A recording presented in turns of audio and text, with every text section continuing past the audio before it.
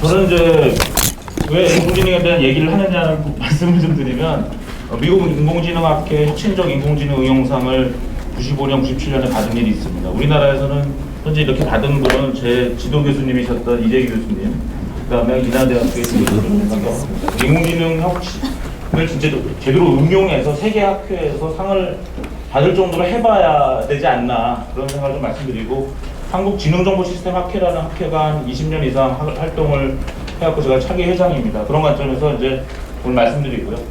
2005년에 제가 정보과학 해지에 쓴 글이 있는데 MMORPG와 인공지능이라는 그러한 논문을 썼는데요. 거기에서 이창호 구단을 이기는 인공지능 바둑 시스템도 경제성만 있다면 충분히 개발 가능한 시대에 와 있다. 2005년에 이제 그런 예측을 했었고, 이제 11년 만에 그것이 실현이 됐습니다. 물론 바둑을 위한 시스템이 된 것은 아니지만, 그럼 왜 그 쉬운 거냐? 바둑을 이긴다는 게 대단한 거냐? 그렇지 않습니다. 바둑은 굉장히 간단한 게임이기 때문에 제가 2005년에 이길 수 있다고 얘기한 거고요. 바둑은 사람이 만든 19 곱하기 19의 어떠한 인공 게임입니다. 그래서 현실 문제를 푸는 건 굉장히 어렵습니다. 그래서 바둑이 풀렸다고 해서 인공지능이 많은 것을 풀렸다라고 생각하는 것도 상당히 쉬운 얘기가 아니다. A라는 분야에 어떤 B라는 방법이 성공했다고 해서 C라는 분야에 B라는 방법이 성공할 보장이 없죠. 그래서 인공지능이 어렵습니다. 또는 D라는 분야에 어떤 토이 프로그램이 있는데 그것에 E라는 방법이 성공했다고 해서 B라는 분야의 리얼월드 프로그램에 E라는 방법이 성공한다는 보장이 없습니다. 그래서 구글의 어프로치도 굉장히 다릅니다. IBM 어프로치나 애플의 어프로치, 애플은 뭐 시리 같은 사람 같은 어떤 채팅 에이전트를 얘기했고요. 하지만 구글은 절대 그렇지 않죠. 구글의 AI 책임을 AI 아닌 피터 노빅이라는 사람이 AI의 어떤 중요한 그 교과서를 쓴 사람인데요. 그 사람의 어프로치는 굉장히 다르죠. 구글은 채팅 서비스를 지금까지 한 번도 내놓은 적이 없습니다. 구글 글래스 보면 OK 글래스. 그래서 어떤 기계한테 대화하는 걸 명확하게 이야기하고 있죠. 이런 것들이 어떤 방법이 된다 안 된다를 판단하기가 굉장히 어려운 분야가 인공지능이 아닌가 싶습니다. 제가 이제 무려 21년 전에 했던 것은 이제 대우조선에 이러한 스케줄링 시스템을 했던 것이 당시에 상을 받은 것이고요. 그 당시에는 우리나라가 혁신적인 인공지능 응용상을 받아왔어도 언론에 보도되지는 않았죠. 97년에는 현대건설의 프로젝트 플래닝 시스템을 적용한 그런 사례입니다. 2002년에는 제가 이런 글을 썼어요. 인간과 로봇 간의 새로운 사회 질서. 요즘 이런 얘기 많이 하시는데요. 저 이런 거 되게 필요할 줄 알았어요. 지금은 그렇게 필요하다고 생각하지 않습니다. 옛날에 그랬어요. 지금 막 이런 얘기를 많이 하시는데 지금 그럴 때가 아니고, 제가 2003년에 발표한 논문은 인공지능 비즈니스가 성공하려면 어떻게 해서 연구를 했어요. 이 연구 방법론이 밑에 잘렸지만은 흔히 말하는 기계학습 방법론은 인덕티브 러닝으로 연구를 했거든요. 쉽게 얘기하면 이 연구 결과는 뭐냐면 기존의 비즈니스랑 다 윈윈해야지 인공지능 사업도 성공할 거라는 겁니다. 그러니까 당분간 인공지능이 뭐 세상을 지배하고 침략자가 되고 이런 것들을 걱정하는 거는 좀 너무 빠르다고 생각을 해요. 아직은 그렇다는 얘기고. 어떻게 볼 것인가? 김대식 교수님 가셨습니까? 예, 다음 강의도 있습니다. 네. 가셨는데 특이점이 뭘 것인가? 저는 이게 너무 사이비 종교 같아요. 저 어렸을 때 휴거 나타난다고 그래요. 휴거 온다고 그래가지고 뭐 지금 인공지능과 관련된 어떤 사이비 종발론 같은 게 너무 횡행한다는 거죠. 2030년에 어떻게 되고 2050년에 어떻게 되고. 이번에 인공지능학회에서 토비 RC라는 교수가 그런 거 없다라고 또 주장도 했고요. 뭐 시간은, 그 다음에 이제 딥러닝 같은 경우에 상당히 설명 불가능성, 오류 불가능성이라는 것이 인히어런틀리 존재합니다. 이런 것들이 여전히 있기 때문에 딥마인드 말씀은 좀 이제 믿으시나요? 핫서비스가 얘기했다면 좀 믿을까요? 이경전이 얘기하는 건 안 믿으시겠죠? 예. 핫서비스가 뭐라고 얘기했냐면, 우리가 보통 앨런 머스크도 뭐 세상이 멸망한다며, 스티븐 호킹도 그랬다며, 스티브 워지니악도 그랬다며, 옥스퍼드의 닉 보스트롬이라는 교수는 슈퍼 인텔리전스라는 책을 써가지고 세상이 좀 있으면 인공지능 때문에 어떻게 된다며, 핫서비스는 웃기지 말라는 겁니다. 쉽게 얘기해서. 여기 보면 앨런 머스크는 종종 성급하게 말하는 경향이 있어요. 호킹과 워지니아도 마찬가지예요. 호킹은 물리학자잖아요. 저는 학체 복사에 대해서 호킹에 대해서 뭐 얘기 안 해요. 왜 호킹은 왜 인공지능도 안 해본 사람이 물리학에 대해서 그 인공지능에 대해서 이렇게 쉽게 얘기하죠? 사실은 제가 봤을 때 닉 보스트롬의 옥스퍼드 철학자 교수가 쓴 책 가지고 다 스티븐 호킹도 영향을 받았고 앨런 머스크도 영향을 받았습니다. 그 사람도 만들어보지 않은 사람이잖아요. 인공지능 안 만들어본 사람이잖아요. 왜 이렇게 함부로 얘기하죠? 이미 그렇게 얘기를 했고요. 이번에 한국에 와가지고 핫서비스 인터뷰인데요. 조선일보에 뭐라고 하냐면 사람 같은 인공지능 수십 년 더 기다려야 나올 것이라고 핫서비스가 얘기했다고 나옵니다. 저도 깜짝 놀랐어요. 수십 년이라는 표현을 정말 했단 말이야?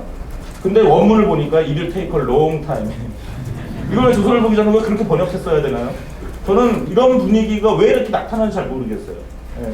좀 더 이성적으로 해야 됩니다. 영화 호와 엑스 마키나 같은 영화 멋있는 SF 영화죠.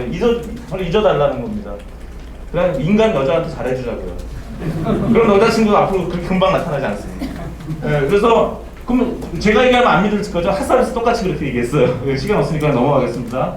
이거는 와이어드 작년 7월호 UK 와이어드에 실린 내용이고 그걸 또 한국 사람이 너무 잘 번역하신 분이 3월 15일쯤 번역하셨어요. 그래서 그걸 제가 소개를 합니다. 제가 TV조선에 나와서 거기 때 앵커분이 그때 4차전 이겼을 때, 이세돌이 이겼을 때 아니 2150년이 되면 인류 70억 명 정도 반만 축내는 존재가 될 거라고 그러는데 진짜 그렇게 되는 거예요. 저 유발 하라리 사피엔스 너무 잘 읽었어요. 누구한테나 추천하는 책이에요. 하지만 뒤에 인공지능 읽어보니까 전문가로 봤을 때 너무 허접해요. 그분도 철학과 교수, 역사학과 교수에 불과하고 그분은 그런 얘기 할 수 있어요. 하지만 근거가 상당히 약합니다. 굉장히 좋은 책이지만 미래 예측에 관련돼서는 근거가 매우 약했다. 저는 그렇게 느꼈고요. 굉장히 느리게 발전한다는 겁니다. 신경혈방 연구는 사실 거의 20년에 한 번씩 발전했어요. 그렇게 발전한 연구도 거기 보시면 저기 강아지 둘 다 강아지잖아요. 근데 하나는 강아지로 봤는데 하나는 강아지 아니라고 얘기하는 그런 에러가 나타나는 거고 딥러닝 요즘 여기 치타 없잖아요. 근데 이게 치타의 확률을 거의 95%의 컨피던스로 얘기하는 게 현재 딥러닝의 현실입니다. 이거를 셀프 드라이빙 카에 쓰시겠다고요?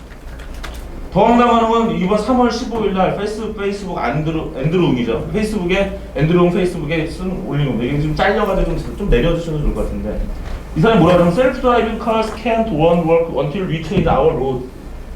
우리가 길을 바꾸기 전에는 셀프 드라이브가 안 된다고 얘기했어요. 인공지능이 그만큼 어려운 거거든요. 근데 이 바이두의 개발 책임자가 이런 글을 썼습니다. 이런 걸 읽어보셔야죠. 그러면 우리가 도로 체계를 다 바꾸는 데는 아마 수십 년, 수백 년 걸릴 수 있습니다. 100년, 50년 이상 걸릴 수 있어요. 그러니까 셀프 드라이빙 카라는 건 인공지능의 문제가 아니라 그거 커먼센스 인공지능의 문제거든요. 엑스퍼트의 그런 얘기고요. 그런 제가 2년 전에 셀프 드라이빙 카는 쉽게 되지 않을 거라고 머니투데이에 게재된 글이 있습니다. 소프트뱅크의 페퍼도 아마 어려울 거라고 저는 2년 전에 얘기를 했는데 한번 두고 보시죠. 소프트뱅크 페퍼가 되는지. 알파고 입시 문제입니다. 네, 어떤 게 가장 알파고에서 제일 센 방법론은 정책 강학술이거든요. 그러면 이제 인공지능 걱정해도 되는 거야? 걱정을 해야 될 게 약간 있습니다. 딥마인드가 대단한 회사예요. 작년 2월에 어떤 벽돌 깨기 논문 나왔죠. 올해 2월에 알파고 논문이 나왔습니다. 이 사람들이 연구하면 주로 게임이잖아요. 1인 게임에서 이번에 바둑에서 2인 게임 했죠. 다음에 한국에 와서 스타크래프트에다가 할지 모른다고 얘기하죠. 그게 무서운 겁니다. 그 부분은. 왜? 거기는 이제 손이 나오는 거거든요. 키보드를 조작할 손이 나오고 마우스를 조작할 손이 나오는 거고요. 스타크래프트 화면을 볼 카메라가 나오는 겁니다. 두뇌에서부터 이제 손과 눈이 발생하는 단계에 있잖아요. 많은 분들은 한심하게 두뇌는 못 만들면서 로봇 만든대요. 그 인형이죠. 그 인형이에요. 로봇이 아니에요. 딥마인드는 제대로 하고 있습니다. 제대로 뇌부터 만들고 벌써 손과 눈이 나오고 있는데요. 그러면 그 게임을 벽돌 깨기 한 거, 이걸 바둑이긴 그 제너럴 인텔리전스가 앞으로 확장 가능성이 있을까요? 꽤 있어요. 왜? 저 여기서 적당하게 오늘 하고 가죠. 이민아 교수님도 잘 보여야 되고요. 저 말 함부로 하고 가면 안 돼요. 저는 게임을 하고 있는 거죠. 왜? 내일도 저 게임하는 거고 여기서 오늘 저 아이템도 얻고 가죠. 누구랑 친구도 맺고 가죠. 우리가 스태크래프트 하는 거랑 비슷하잖아요. 바둑은 저 사람이 둘 때까지 가만히 있는 거지만 우리가 보통 게임은 나 혼자 막 움직이는 겁니다. 그죠? 알파고에서는 이 게임을 이기는 거로만 되어 있지만 앞으로 그렇지 않죠. 그래서 지금 이 게임이라는 것을 연구하는 것이 점점 계속 목적 함수가 달라질 수 있는 문제가 되는 것이고요. 근데 만약 딥마인드가 만든 그 어떤 로봇에 자기 방어 함수가 들어간다면 너는 죽으면 안 돼. 이런 게 들어간다면 상당히 많은 방법으로 얘가 자기가 죽지 않기 위해서 노력할 거고, 우리는 이제 옛날에 고릴라 잡는 방법, 옛날에 사자 방법에서 인간이 이제 결합해가지고 협동해서 전략적으로 어떤 얘를 잡아야 될 수도 있는 거죠. 그런 어떤 스케일러빌리티가 있는 것이 딥마인드 방법입니다. 제가 현재 확인한 방법은 전 세계 어느 나라도 딥마인드만큼의 제대로 된 시스템을 개발한 회사는 잘 없다고 봐요. A가 성공했다고 해서 B, C, D, E, F, G, H 회사가 다 성공할 것이다. 그렇지 않다라는 거죠. 시간이 다 됐습니다. 그래서 저는 이렇게 셀프 드라이빙 카나 지금 딥마인드의 어떤 인포메이션이 인포렉션 시대로 와서 액션이 되는 그런 것이 상당히 바람직하냐? 저는 바람직하지 않다고 보는 편인데요. 지금 점점 이런 시대로 오고 있는 것 같아서 상당히 걱정은 하고 있습니다. 우리는 옛날에 인포메이션 에이지라고 하면 인포메이션이 많아지고 그래서 의사결정하는 걸 사람한테 맡기고 사람이 하는 건데, 요즘은 막 셀프 드라이빙 카 제가 비판하면 야 사람보다는 사고 안 나잖아. 이런 식의 어떤 생각들이 굉장히 많이 일어나더라고요. 어쨌든 과연 정말 이게 옳은 거냐, 바람직한 것이냐, 딥마인드에 대한 연구를 많이 하셔야 됩니다. 이건 스타트업 같지만 시간 다 됐습니다. 저 시간이 좀 지나서요. 뒷부분의 말씀은 좀 생략을 하도록 하겠습니다. 처음에 사진이 처음 나와서 사진 안 찍었대요. 그냥 사진 찍으면 바로 폴라로이드로 사진 하나 나오잖아요. 너무 신기하잖아요. 내 영혼이 뺏길까 봐 사진 안 찍었다는 거예요. 영화 처음 나왔을 때 막 기차가 달리면 다 도망갔다는 거고요. TV 처음 나왔을 때 거기 다 소인이 있었다고 생각했을 거고. 애플2 제가 중학교 2학년 때 처음 봤는데 정말 사람이 거기 들어있는 줄 알았습니다. 아마 지금 알파고를 봤을 때 우리의 혼란이 거기서 있는 것 같아요. 아주 쉽게 얘기하면 알파고는 그냥 핫서비스의 확장이죠. 서양 사람들 반응 못 듣는데 동양에 와가지고 기계 하나 들고 와가지고 이걸로 이기고 간 거 아닙니까? 동양에서 주판이 있었을 때 서양 사람들이 계산기 갖고 와가지고 이긴 거랑 비슷한 건데요. 저는 인간의 확장이고 도구입니다. 얘가 진짜 주체로 나타날 것이냐, 로봇처럼, SF 영화처럼, 아직은 그런 단계는 저는 아니라고 보고 있습니다. 일단 여러 가지 토론을 하고 싶었는데요. 일단 이렇게 말씀을 드리겠습니다. 고맙습니다.